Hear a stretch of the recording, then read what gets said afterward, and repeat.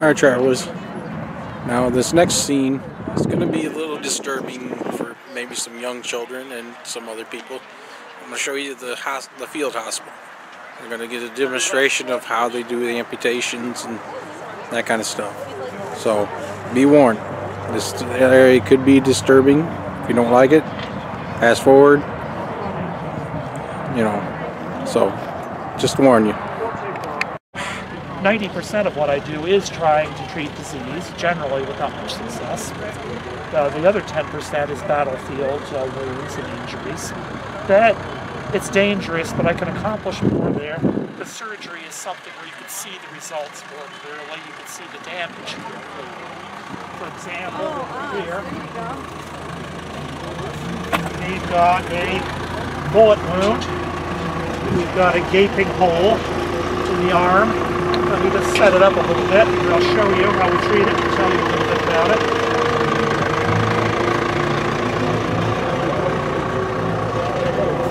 First, imagine that this model arm, just a model, nothing to be disgusted at or afraid of. And if anybody feels ill during this, please put your hand up immediately or sit down in the chair and I will stop. I've had people faint. I don't take any pride in that and I don't want it to happen again. Now then. Imagine the model's real. It's attached to a soldier. He's come staggering off the battlefield because there are no ambulances during the American Revolution. No official ambulance corps exist and haven't since Roman times. The soldier is being helped off by some of his comrades, or maybe his wife in camp has come looking for him and brought him in. That we sit him in the chair or lie him on the table. That we don't have any local or general anesthetic for him, and I'm not going to give him liquor. Why? Because liquor is regarded purely as a stimulant in the 18th century. He's been shot. His nervous system is overproducing nervous energy already. If I give him liquor, it just makes it worse. I would only give him a little sip of liquor if I thought he was going to die during treatment, regarding it as a stimulant. And I also know, by the way, that liquor thins the blood, promotes bleeding, lowers the patient's resistance. That's been known since Roman times. What I will give him is this. You know what that's for? Bite on, so that he doesn't swallow his tongue or bite through his tongue from the pain.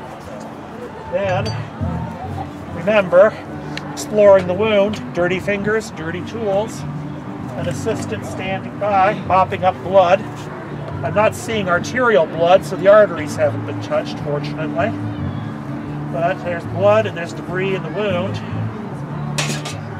So, rinse my hands off in the filthy water, so that my instruments don't stick to my hands, and try and remove some of the debris.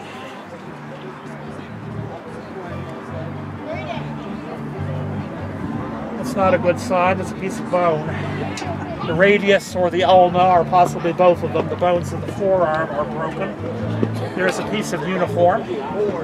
These big, slow bullets that you'll see down there tend to carry a lot of debris into the wound. And there's the ball. You can see that it's flat from having hit the target.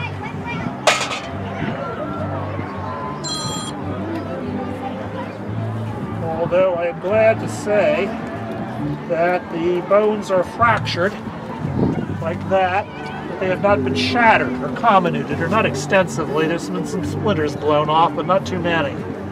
What this means is that he may well be able to keep the arm. What we would do then is, this is why I have assistants to pass me things, try and clean the wound, not very efficiently, as you can see. Dirty sponges, dirty water. Apply some terebinth oil or vinegar. Terebinth oil is turpentine, by the way. Yes, it will hurt.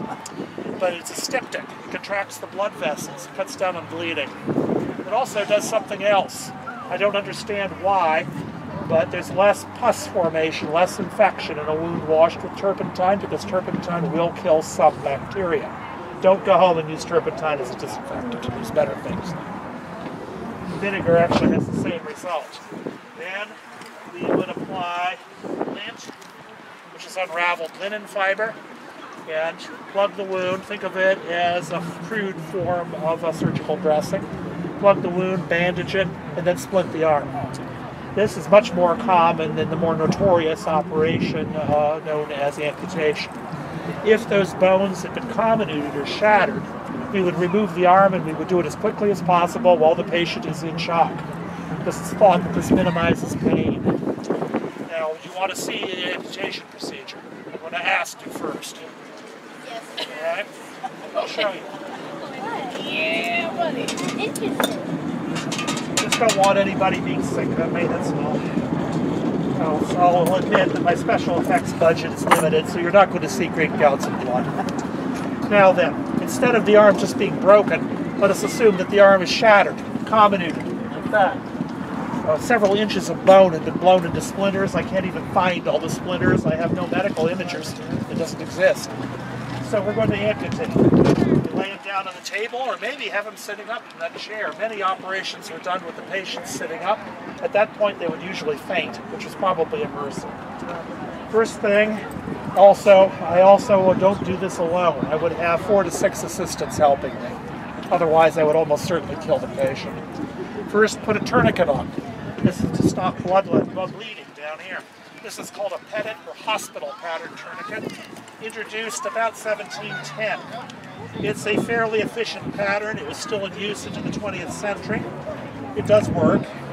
It's not as good as modern patterns. It does not lock. It buckles instead, like so. I would probably not be applying the tourniquet myself, but all my assistants seem to have deserted to the rebels. I guess I have to do my work today. There we go. Then turn the key tightly to cut off blood flow with the 6 major arteries in the forearm. At this point, one of my assistants, there it is, passed me an incision knife. You'd call it a scalpel. Notice how big it is compared to a modern scalpel. Also the wooden handle. It can't be sterilized. I don't know that it should be, but that wooden handle is full of bacteria. No matter how well you clean it, the wood is just full of harmful organisms. Then cut into the subcutaneous tissue, like so. And then amputation knife. Surgeons are expected to have strong hands, as you can see, for obvious reasons. Then an assistant uses a retractor to pull back the flesh, exposing the bone. Living bone in a human body is not white. These have been painted white so that you can see them. Living bone is actually reddish brown because it is covered by a membrane called the periosteum, which contains blood vessels, giving the bone a reddish-brown appearance. I use a catnip and my thumbnail to push back the periosteum, exposing the bone, cutting any remaining ligaments or tendons. We want to save the periosteum because after we remove the lower arm, we're going to fold that membrane down and over the cut bone ends, hopefully to prevent bone gangrene, marrow gangrene. At this point, we're ready to use the saw. Notice how similar to a carpenter's tool it is. That's because it's descended from carpenter's tools. A saw like this, I'm going to ask your favor to just put the saw aside and remove this and move on to the next stage. At this point, you would see raw tissue end, jagged bone ends where these holes are, and you see the 6 ends of the arteries down here as well, which are dripping blood steadily. They're not spurting because of the tourniquet. First thing is an assistant will take a file and file the bone ends smooth. If that doesn't happen, the wound won't heal properly. Take some wax, soften it over a fire, smooth it on the bone end, pull the periosteum up and push it down onto the wax, which will hold it in place. Wax does no harm. While they're doing that, I am readying this sharp hook called a tenaculum. It's got 6 pre-tied ligatures around it, slip-knotted. And what we do then is hook the artery ends and pull the artery up like that. It'll stretch. Assuming I can get a good, there we go. It'll stretch like that. Then you push the slip-knotted ligature over the end and tighten it. once again, I'm going to ask your favor that a good surgeon would take 40 seconds to tie off all 6 of these. I'm a pretty poor surgeon. It would take me a couple of minutes, and I don't think you want to watch me swear and struggle with this. So if you don't mind, let's assume that all 6 have been tied off. Agreed? Thank you. Then release the tourniquet. If we don't see spurts of arterial blood, we've gotten everything. The ligatures are holding. We can now remove the tourniquet and move on to suturing the wound. We're readying some thread. An assistant with a strong pair of hands will push the tissue together like this, like closing an old-fashioned purse. Then I stitch it up. Big stitches, 1/4 inch is fine, as long as it holds the tissue together.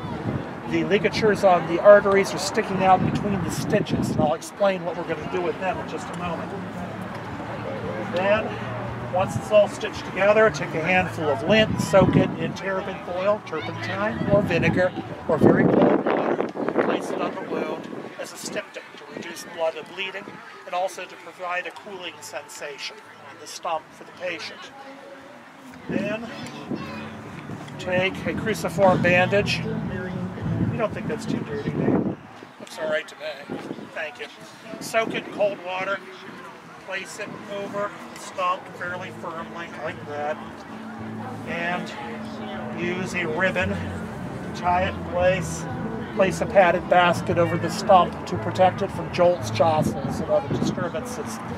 Now, 7 to 8 out of 10 patients will have lived to this point, will have survived to this point. Several of them will have died.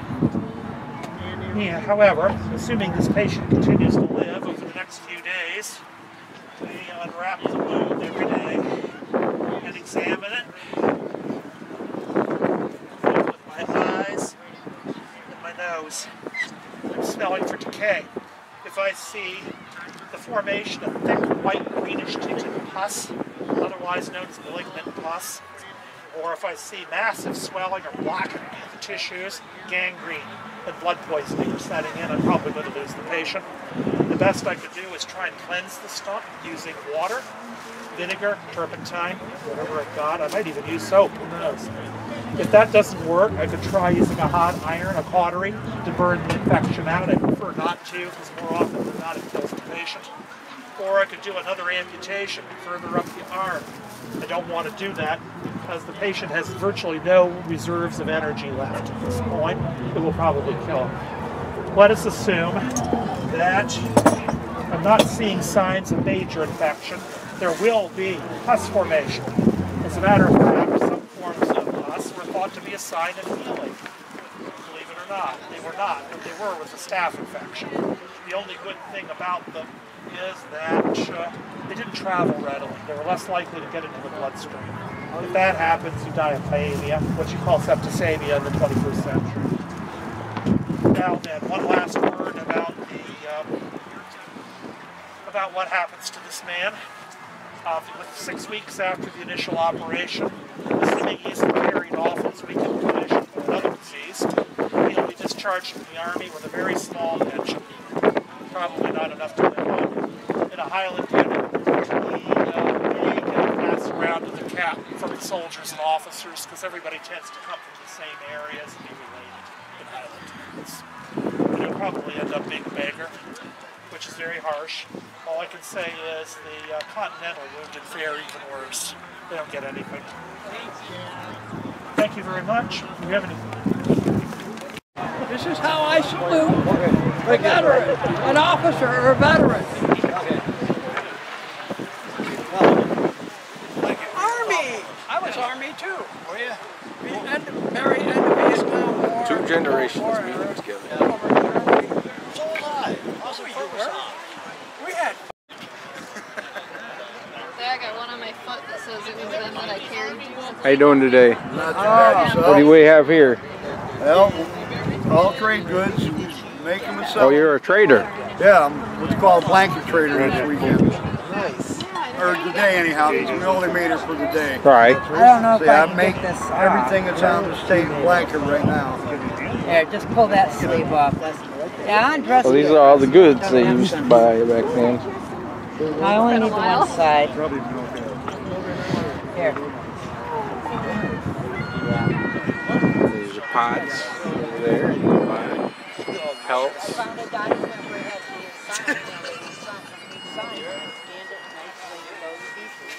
I always think it's interesting to see the women wear those corsets and all that. How you always wore those This is things. not I a swear. corset. This is a pair of stays. Oh, okay. I thought it was a See, it's corset. pair. Still, even those, they got to be tight. You know, like, weren't they? Like, Oh, they're. This isn't tight enough for me. right. That's very comfortable. It's all natural. This is wood. Oh, okay. Basket, you know, for making baskets. Like weaving. Yeah. Yeah. Huh. And it supports you. I'm 66 years old and I haven't shrunk at all yet. Yeah. Hey, well, you wear it well. You wear it well. Thank you. I'm used to just seeing on television where the women, you show the woman yanking that thing and it just making it tight. And I'm like, Civil War. That's, I'm like, those oh people my don't- God. I'm like, how would, why would you want that? Good Lord, is it? Oh man. Good. Have any questions? I'm sure. What group are you in? I am portraying a private in the 84th Royal Highland Immigrants. So we were, or more specifically 1st Battalion. So we were formed from basically veterans of the French and Indian War, or the descendants of veterans from the French and Indian War. So we were given land, fighting for the king over here in the French and Indian War, and if we were to lose the war, more than likely, we would have our land taken away by the colonials or American colonies. So we got very fortunate, the fact that Canada did not vote. So either you lose your life or you lose your land. And probably they would consider... I love your outfit. Oh, thank you. That's cool. You the trader here? Yeah, a merchant. Yep. That's cool. All leather. Yep. Right here. Oh, okay. That is cool. I like that. Thank you. What's that? Her leather outfit. I like that. Yeah, she just bought this today. She just bought that? Yeah, we've had it in the store for what, 6 years, and nobody was buying it, so I said buy it. That's surprising. With if everybody likes leather, I'm like, Yeah. I should move my head. I could see some kind of cowgirl or somebody wanted something like that. I'm like, that's cool. Right. I like that. Here's inside the general's tent. Look at this. That's how they used to. Imagine camping in this thing. This thing would be great to camp in.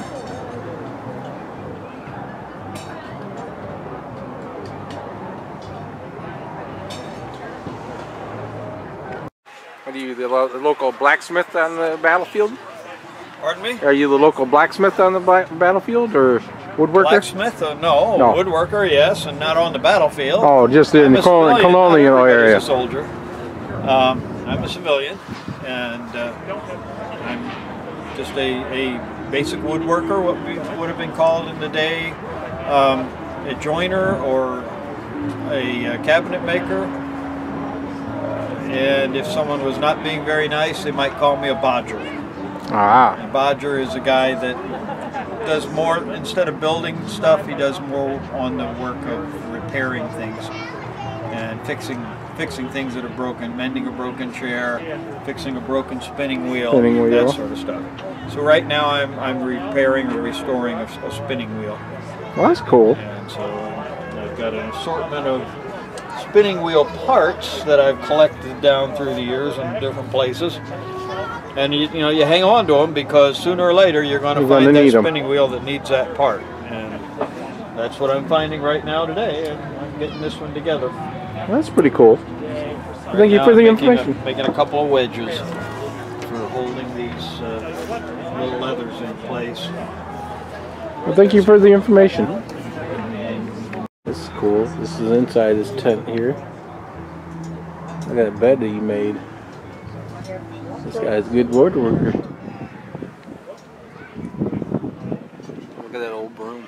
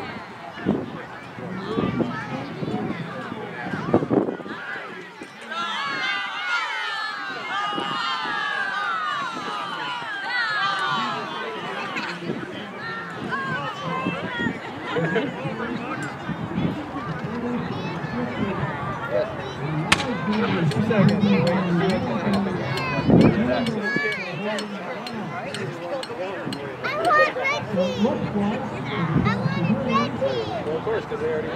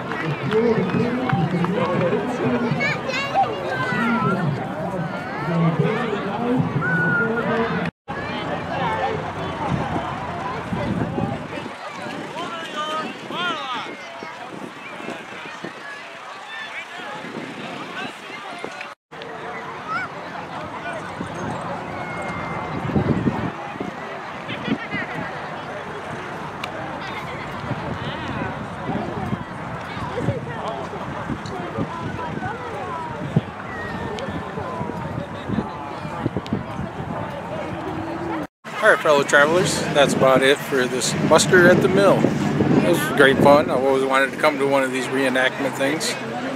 Got to see the actual battle going on. Learned a lot of things. So if you like this, hit that like button. Share, subscribe. Any comments for me? Leave me a comment. Any ideas for me to do? Let me know. I just might show up and do it. So till next time, travelers, I'll see you around the mitten.